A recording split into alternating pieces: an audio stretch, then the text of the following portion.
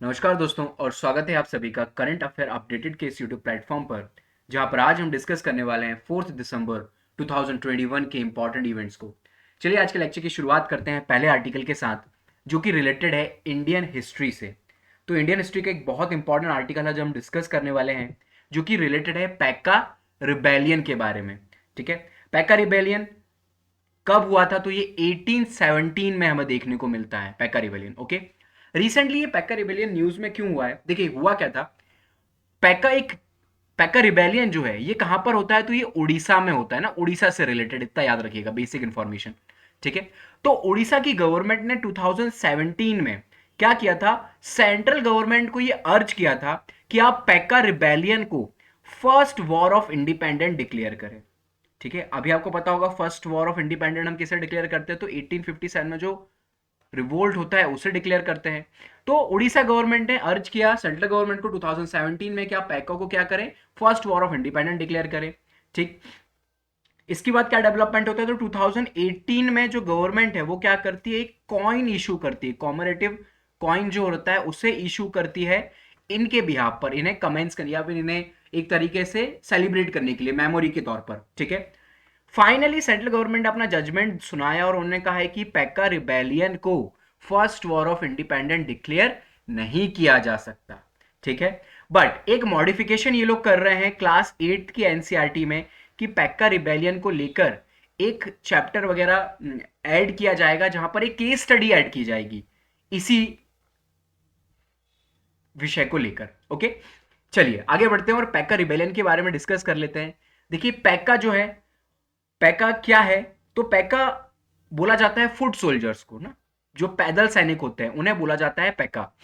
तो ये पैका कौन हुआ करते थे? तो जो उड़ीसा के जो किंग हुआ करते थे, उनकी मिलिट्री में ये उनकी मिलिट्री में ये पैदल सैनिक होते थे, मिलिट्री का काम किया करते थे।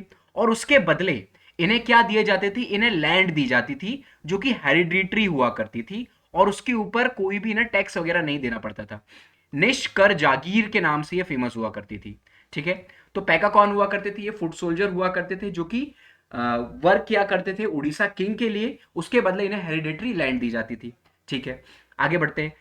जब ब्रिटिश इंडिया में अराइव होते हैं तो ब्रिटिश क्या करते हैं? ब्रिटिश अपना ऑपरेशन करते हैं, आपको पता है, वही उनकी एक्टिविटी पुरानी।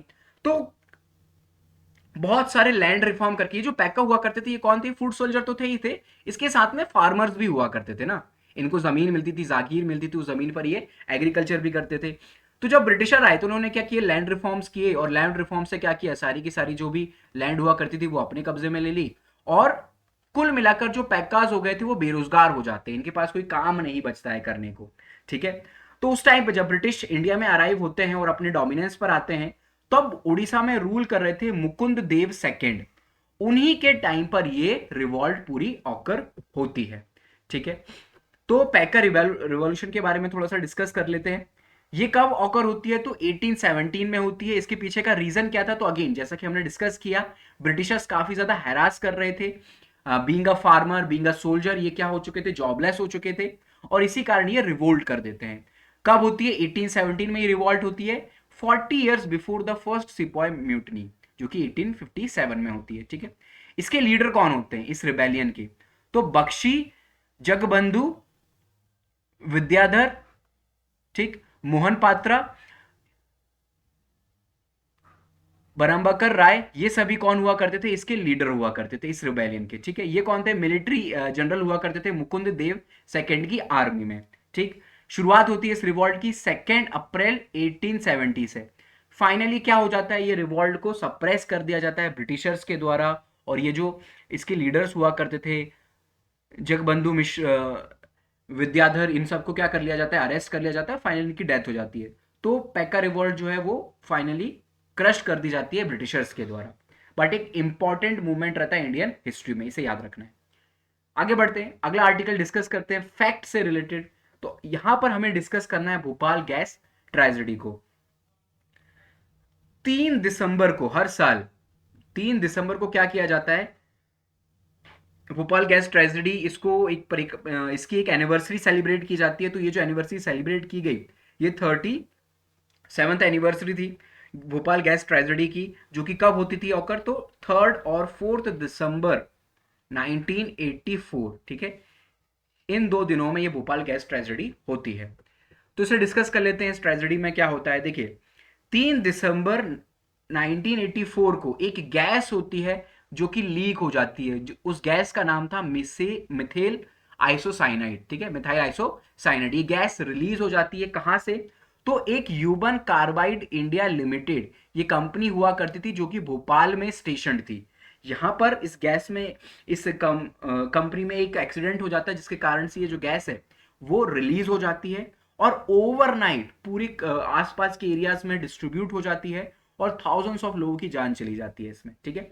जो लोग जिंदा बच जाते हैं उन्हें भी बहुत सारी प्रॉब्लम्स को फेस करना पड़ता है, सच एज रेस्पिरेटरी प्रॉब्लम्स वगैरह, आई इरिटेशन, ब्लाइंडनेस, मस्कुलर प्रॉब्लम्स वगैरह, ये सारी प्रॉब्लम्स वो लोग क्या हो जाते हैं, एक्सपोज हो जाते हैं। गवर्नमेंट इसके अगेंस्ट में क्या करती है, तो जो भी विक्टिम्स होते हैं भोपाल गैस ट्रेजेडी के, उनको मनी वगैरह दिया जाता है, कंपनसेशन दिया जाता है, ठीक है।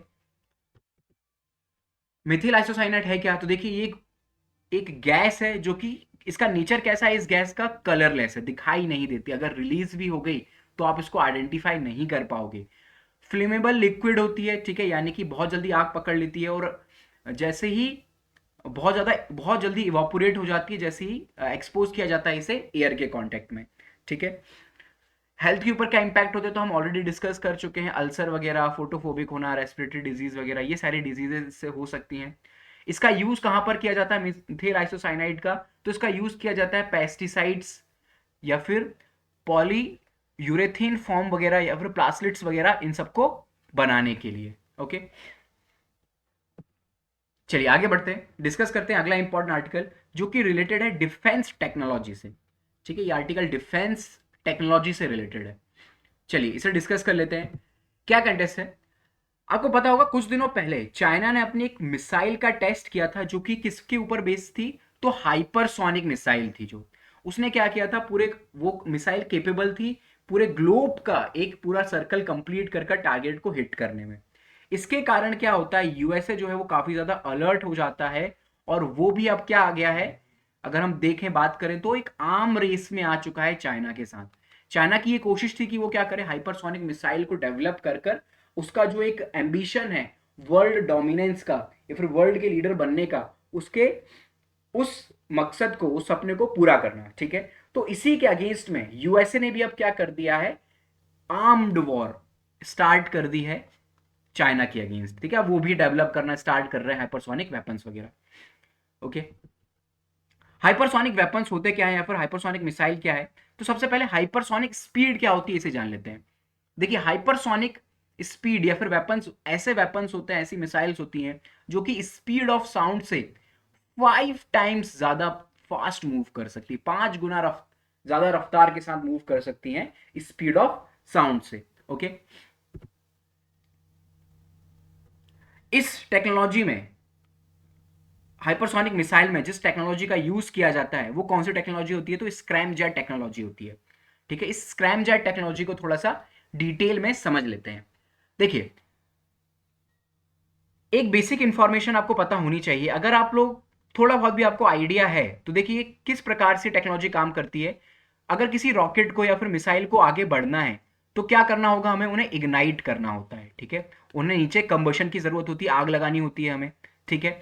और कंबशन के लिए, अगर किसी भी चीज को आपको जलाना है तो उसके लिए आपको एयर की जरूरत होगी, यानी कि ऑक्सीजन की जरूरत होती है, ठीक है। तो जितने भी वेपन्स वगैरह होते हैं या फिर मिसाइल्स वगैरह जो होती हैं, अगर हम स्पेस टेक्नोलॉजी की बात करें, किसी रॉकेट को आपको भेजना है, फॉर एग्जांपल ये आपका एक रॉकेट है, तो अगर इस रॉकेट को आपको ऊपर भेजना है, ठीक है, स्पेस में भेजना है, तो इस रॉकेट में क्या रहेगा, जो भी आप सैटेलाइट वगैरह इसके साथ भेजना है वो रहेगा, उसके साथ साथ ऑक्सीजन का एक सिलेंडर रहता है, ठीक है। ये ऑक्सीजन का सिलेंडर क्या करता है, कंबशन को इग्नेट करता है, इग्नाइट करता है, ठीक है। तो ये जो है रॉकेट मूव करता रहता है, ठीक है। लेकिन अब इसके कारण इसका ड्रॉबैक क्या है कि ये जो स्पेस होता है ये काफी ज्यादा ऑक्यूपाइड कर लेता है ये ऑक्सीजन सिलेंडर, जिसके कारण कम पेलोड कैरी किया जा सकता है। अगर आपको कोई मिसाइल भी बनानी है, मिसाइल से भी आपको अटैक करना है, तो उसमें जो पेलोड होता है, यानी कि जो मटेरियल होता है जो जाकर डिस्ट्रक्शन करेगा, वो आप कम कैरी कर पाते हो इस ऑक्सीजन सिलेंडर के कारण, ठीक है। सपोज कुछ ऐसा किया जाए कि ये सिलेंडर जो है इसको रिप्लेस कर दिया जाए, ठीक है, इसको हम यहां से हटा दें, इसे यहां से रिप्लेस कर दें और इसकी जगह पर क्या करें, एक और पेलोड लगा दें, ठीक है ना, एक और सैटेलाइट डाल दें, अगर मिसाइल है तो इसमें क्या डाल दें, हम एक और न्यूक्लियर वेपन डाल दें, ठीक है। लेकिन अब प्रॉब्लम क्या आएगी कि हम इसका कंबशन कैसे करेंगे, इसे इग्नाइट क्या करेंगे। तो साइंटिस्ट ने एक सॉल्यूशन निकाला कि जो एटमॉस्फेयर में ऑक्सीजन अवेलेबल है उसी ऑक्सीजन को यूज किया जाए इस पूरी कंबशन की प्रोसेस के लिए, ठीक है। वही टेक्नोलॉजी क्या कहलाती है, स्कैमजेट टेक्नोलॉजी कहलाती है, ठीक है। देखिए अभी तक टोटल जो है 4 तरह के जेट इंजन अवेलेबल है। पहला है टर्बोजेट, ठीक है। टर्बोजेट को आपने देखा होगा, जो एरोप्लेन्स वगैरह होते हैं उनमें एक टर्बाइन लगी रहती है, ठीक है, इस प्रकार से वर्क करती है। बाकी ये जो तीन है, टर्बोफैन, रैमजेट और स्क्रैमजेट, इनमें टर्बाइन नहीं होती है। ये क्या करते हैं, डायरेक्टली जो ऑक्सीजन अवेलेबल है, जो ऑक्सीजन अवेलेबल है एटमॉस्फेयर में, उसे ही यूज करते हैं। यहां पर है स्क्रैमजेट, ये क्या करता है, डायरेक्टली ऑक्सीजन को अंदर आता है इससे और ऑक्सीजन का यूज होता है कंबशन प्रोसेस के लिए, ठीक है। अगेन अब अगली प्रॉब्लम क्या रहती है कि जब अगर आपको एटमॉस्फेयर से ऑक्सीजन को यूज करना है तो एक सफिशिएंट स्पीड होनी चाहिए रॉकेट के पास, ठीक है। इनिशियली जब रॉकेट की स्पीड बहुत कम रहती है तो अपने आसपास के ऑक्सीजन को उसके अंदर पुश करना इतना इजी नहीं रहता है। तो उसके लिए क्या किया जाता है, पहले जो आपका पूरा सैटेलाइट होता है उसे 2 पार्ट में डिजाइन किया जाता है, ठीक है ना। ऐसा एक रॉकेट बनाया जाएगा, ठीक है, और उसमें दो इस प्रकार से इंजन लगाए जाएंगे, ठीक है। ये जो नीचे वाला इंजन होगा ये क्या करेगा, उसको पहले थ्रस्ट प्रोवाइड करेगा। ये जो फर्स्ट इंजन होगा ये थ्रस्ट प्रोवाइड करेगा, कुछ दूर उसको ऊपर लेके जाएगा और जब ये रॉकेट ठीक ठाक स्पीड में आ जाएगा और इसका ये जो स्क्रैमजेट है वो काम करना स्टार्ट कर देगा, तब क्या होगा, ये वाला जो पार्ट है वो अलग हो जाएगा, सेपरेट हो जाएगा और ये स्क्रैमजेट फिर इसके आगे कंटिन्यू करेगा। इस प्रकार की टेक्नोलॉजी यूज की जाती है, ठीक है।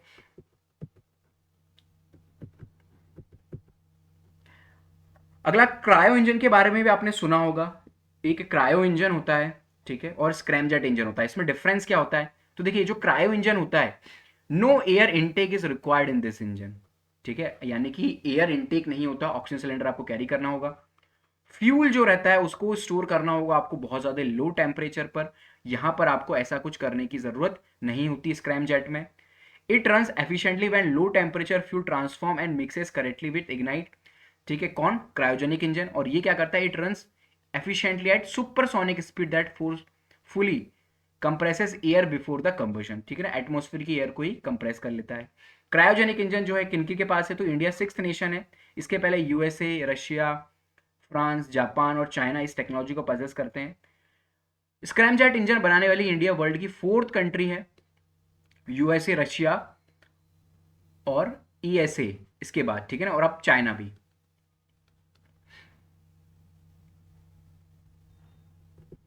सो गाइस ये थे आज के हमारे सभी इंपॉर्टेंट आर्टिकल्स का डिस्कशन। उम्मीद है आपको ये लेक्चर पसंद आया होगा। If you like this video please hit the like button and subscribe our channel. Thank you so much for the discussion. Have a good day.